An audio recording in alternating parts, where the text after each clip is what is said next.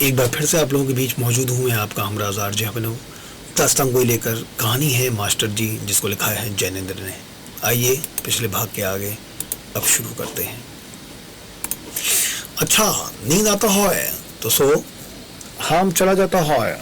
भूगोल देखो, धरती गोल है नारंगी का माफिक। ओ तुम लोग सो, हम चला जा रहा है, कहकर मास्टर दरवाजे की तरफ बढ़ते। कहते, देखो इस सूबा में कौन कौन दरिया है, गंगा, जमुना, घाघरा, चंबल, बेतवा, केन। हिस्ट्री में कहते कहते कमरे में फिर मास्टर वापस लौट पड़ते। हिस्ट्री में आज जाति का विजय और उनका सभ्यता खूब याद करना चाहिए। कौन कौन लोग ने भारतवर्ष पर चढ़ाई किया। ओह तुम लोग सो, हम चला जाता है। फिर दरवाजे की तरफ बढ़ते और अंग्रेजी अथवा गणित या भूगोल इतिहास की कोई बहुत ज़रूरी बात बतलाते बतलाते फिर से लौट पड़ते। वास्तव में उनका अभ्यंतर उस अपने मकान में इस रात्रि के अंधेरे में अपने को अकेला पाने से बचता था।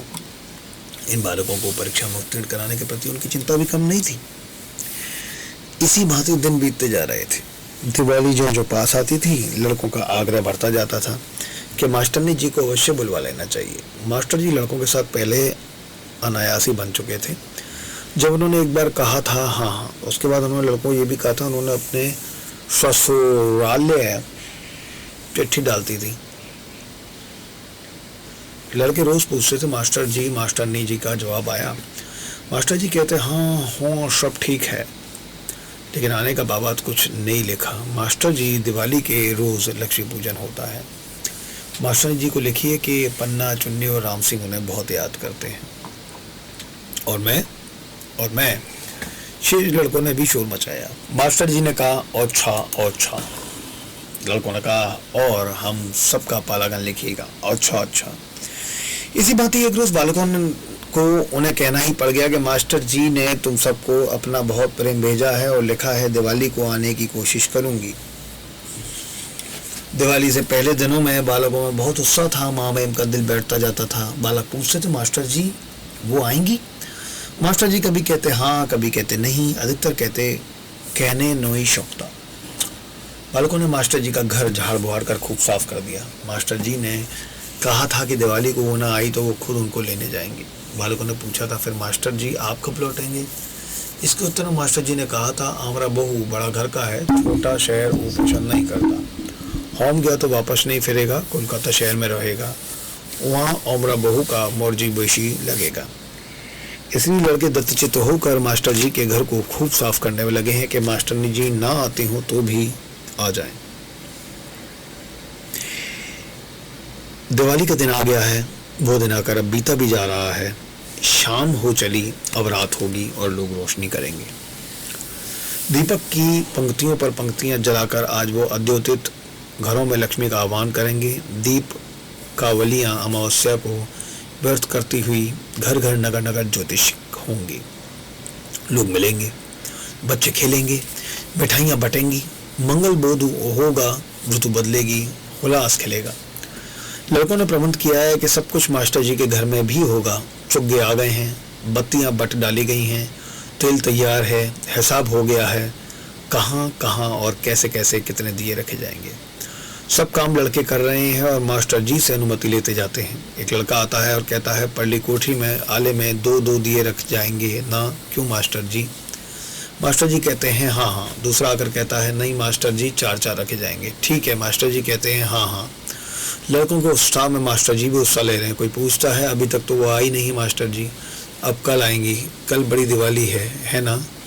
मास्टर जी उस बालक के प्रति देखकर कहते हैं हाँ। बालक औरों की तरफ देखकर कहता देख लो, मैं कहता था ना कल बड़ी दिवाली है सो कल आएंगी। देख लो मास्टर जी भी कह रहे हैं कि कल आएंगी। सच बालक मास्टर जी की ओर देखकर कहते क्यों मास्टर जी। मास्टर जी अत्यंत आशा में बनते हुए कहते होने सकता है। जगह जगह कोने कोने में दिए जलाए गए। अपने अपने थोड़े स्नेह को पतली पतली बटी रुई की बत्तियों के सारे जलाकर वे दीपक अपने चारों ओर प्रकाश फैलाए हर तरफ बिछ गए। महामहिम ने पाया कि वो स्वयं भी उन दियों को बालकों के हाथ में देकर अथवा उनके हाथों में से लेकर जगह जगह प्रतिस्थापित कर रहा है। घर में आलोक ही आलोक हो गया है। अंधेरा सिमट कर भी कहीं बैठ सके इतना भी अवकाश उसे नहीं है। परमाणु सबका एकत्रित घना होकर काला काला उसके भीतर घुसकर बैठ गया है। बच्चों ने कहा मास्टर जी कैसा अच्छा लगता है। बहुत अच्छा लगता है। मास्टर बालकों ने कहा, मास्टर जी आपके यहाँ लक्ष्मी जी की तस्वीर है, उनके नीचे एक घी का दिया जलाना चाहिए। मास्टर जी ने कहा, आमरा पास नोई है, कोई भी तस्वीर नहीं है। विवाह का बाद हम दोनों का एक ठो फोटोग्राफ है। बालकों ने उसी को लिया, उसे एक उच्च जगह स्थापित किया, उसे माला पहनाई और उसके चरणों में 1 रुपया और घी से भरा हुआ एक बड़ा दिया जलाकर रख दिया। फिर वो लोग जाने के लिए आज्ञा मांगने मास्टर जी के पास आए और बोले, मास्टर जी हम लोग अब जाते हैं। मास्टर जी गद्द हो आए और उन्होंने बस इतना कहा, अच्छा। बालकों ने पूछा, मास्टर जी कल बड़ी दिवाली को तो मास्टरनी जी आ जाएंगी ना? मास्टर जी ने कहा, हो नहीं सकता है। बालक चले गए। तब माँ महिम ने एक गहरा श्वास छोड़ा। वो उस कमरे में आया जिसमें माला चर्चित उनका चित्र रखा था। उसके चरणों में घी का दीपक आलोकित था। उसने देखा वो धोती चुनकर उसी भांति खूंटी पर टंगी है, दूसरी खाट उसी भांति बिछी है। उसका मन तो दोषारोपण करने कहीं भी जाता नहीं है। वो तो यही देखता है कि वो शैया अप्रयुक्त ही रहती है, वो धोती अनावश्यक रूप से खूंटी से टंगी ही रहती है। वो खाट पर आकर एकटक देखता हुआ बैठा रह गया। मध्यम ज्योति से बुझ बुझ कर जलते हुए दीपकों को वो देखा किया। एक एक कर वे सब बुझते चले गए। अकंपित हृदय और स्नेह के साथ जलता हुआ वो दिया ही उस कमरे को प्रकाशित किए रहा, जो उस विवाहित दंपत्ति के चरणों में लौ लगाए उन्मुख बैठा था। महाराज बहुत देर तक इसी भांति बैठा रहा। आज उसके घर के किवाड़ भी बंद नहीं किए, खुले ही रहने दिए। धीरे धीरे उसकी आंखों पर पलकें गिरती चली। उसी समय उसे मालूम हुआ जैसे घर में कोई आया है, लेकिन नहीं, कोई भी नहीं आया। वो पूरी तरह आंख खोलकर बैठ गया। बाहर दिए बुझ चुके थे और निविड़ अमारात्रि फैली थी। शनै शनै नींद से फिर उसकी आंखें झपने लगी, किंतु वो चाहता है जागे ही जागे, आज इस रात को उस रात से मिला दे। वो सहसा उठा। उसने देखा कमरे में आलोक फैलाता हुआ वो दिया मध्यम हो गया। उसने सुना है लक्ष्मी 2 तिथियों के संधि क्षण में ठीक रात्रि के मध्य मुहूर्त में आती हैं। वो आए तो घर को प्रकाशित एक प्रतीक्षा में ही पाए। उसने बढ़कर दिए की बत्ती उकसा दी। उज्ज्वलतर हुआ। वो फिर से खाट पर आ गया और हौले हौले अपने सपने फिर पलकों पर उतरने लगे। शनै शनै वो शैया पर लेट गया। बाहर दालान में अंधकार में भी सिमटती हुई जो नारी बैठी थी, उसको अब शनै शनै ढांढस बंधा, नहीं तो उसका डर जाता ही न था। चारों ओर का प्रकाश उसे मानो डसने आता था। गड़ कर लुप्त हो जाने के लिए भी वो अपने तई कहीं काली जगह ना पाती थी। डोरी के बाहर जिस किसी तरह वो तमिस्त्रा के पर्दे में जीती रही, प्रकाश में पड़ती तो हाय राम क्या होता। अब उस कमरे के भीतर जिसमें महिम है, जाने का साहस उसे ना होता था, क्योंकि यद्यपि महिम सोता है पर दीपक जागृत है। उसका प्रकाश मानो उसे लील जाएगा। भीतर की गिलानी से मानो प्रकाश की एक भी किरण पाकर उसका जी फटे बिना कैसे बचेगा। वो नारी दबे पांव कमरे में घुसकर दीपक की ओर बढ़ी कि उसे बुझा दे, और फिर अंधेरे में सोते हुए मावेन के पांव पकड़कर निशीत को चीरती हुई चीख उठे नाथ। किंतु दीपक को फूंक से बुझाए ही कि उसने देखा कि दीपक तो उन्हीं दोनों के चरणों के निकट लौ बांधे बैठा है। देखकर उसने अपनी छाती महसूस ली। कुछ देर स्तब्ध उसी चित्र के आगे वो खड़ी रही और फिर हृदय कठोर करके वो सोते हुए व्यक्ति की ओर बढ़ गई। सावधानी पूर्वक महामहिम के पैर उसने पकड़े और फिर उन चरण तलों में जोर जोर से वो अपना माथा ठोकने लगी।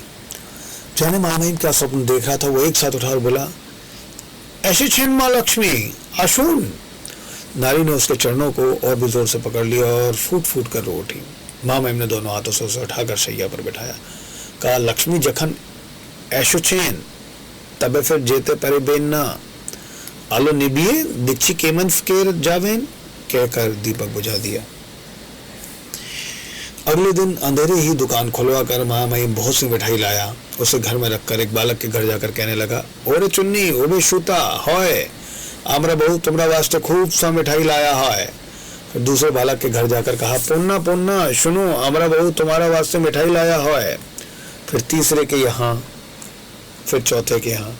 बालक लोग मिले, आपस में कहने लगे, देखो हम कहते थे ना बड़ी दिवाली को मास्टरनी जी आएंगी। सब लोग मास्टर जी के घर पहुंचे।